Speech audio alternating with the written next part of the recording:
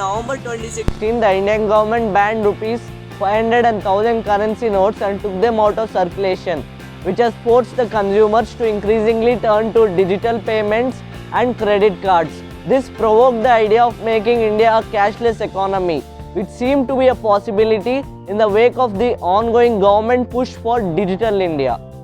Cashless economy can be defined as a situation in which cash is non-existent and all transactions must take place through electronic mediums such as credit and debit cards and payment services such as IMP, Immediate Payment Service, NEFT, National Electronic Fund Transfers and RTGS, Real-Time Gross Settlement in India.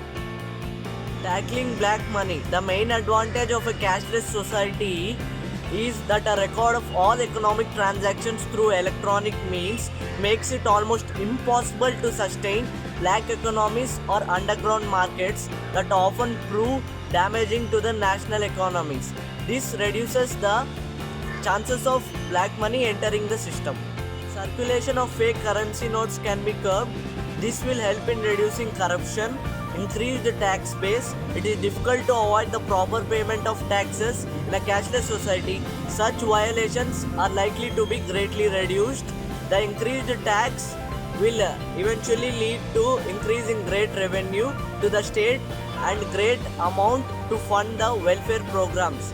Digital transactions bring in transparency, accountability and are far more convenient and improve market efficiency.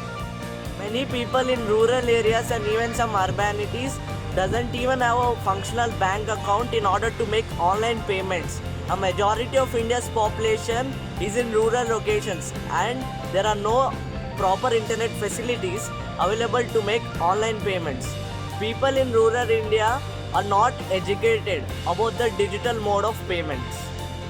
Cyber theft and hacking are challenging problems that can be caused during online transactions. Cyber theft measures have to be brought in place to prevent money going into wrong hands. Even in big cities, sometimes online transactions cannot be successfully done because of poor internet connectivity.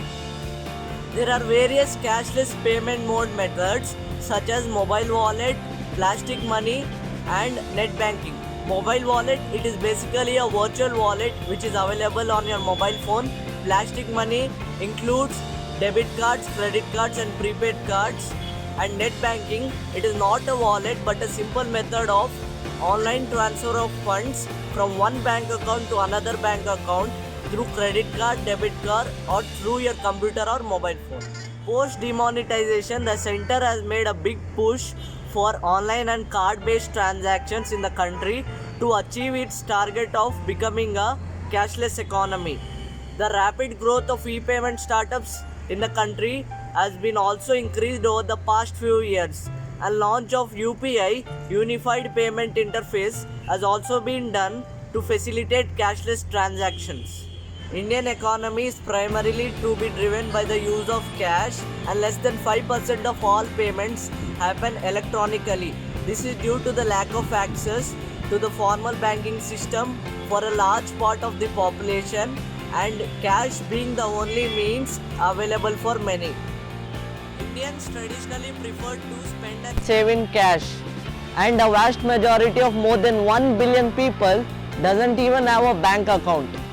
From Google India and Boston Consulting report said that in 2015, India's transactions were cash-based around 75%, while in developed countries like UK, US, France, Germany, it was around 20 to 25%. India's cash to GDP ratio, an indicator of amount of cash being used in the economy of India, is at 11 to 13%, which is much higher than the major economies including UK and US, but below of Japan, which has 18%. India continues to be the fourth largest user of cash in the world, and as previously mentioned, its current cash to GDP ratio stands at 11.23%, and the number of retailers accepting the digital payments rose from 1 million in between of 2016 and 2017 to 10 million in 2018. Consumers are also increasingly resorting to cashless methods and more than a third of the total consumer spending now as non-cash payments, which has led to an increase of 54.3% in these transactions in between of 2018 to 2019, according to a report by RBI, the Reserve Bank of India. Additionally, credit card transactions grew up by 22% and digital wallets were up by 86%, and UPI, Unified Payment Interface, saw a 4% rise in 2018. At the present moment, the statistics may have varied due to lockdown and COVID-19 pandemic, and especially the Indian GDP crash. In a country where cash obsession is an important part of the social economic life, monetary incentives are a must to induce people to give up using cash. On that note, there is a lot of chaos going in our country, whether it is the voices not being heard or political interference. But we must not forget, united we stand, divided we fall.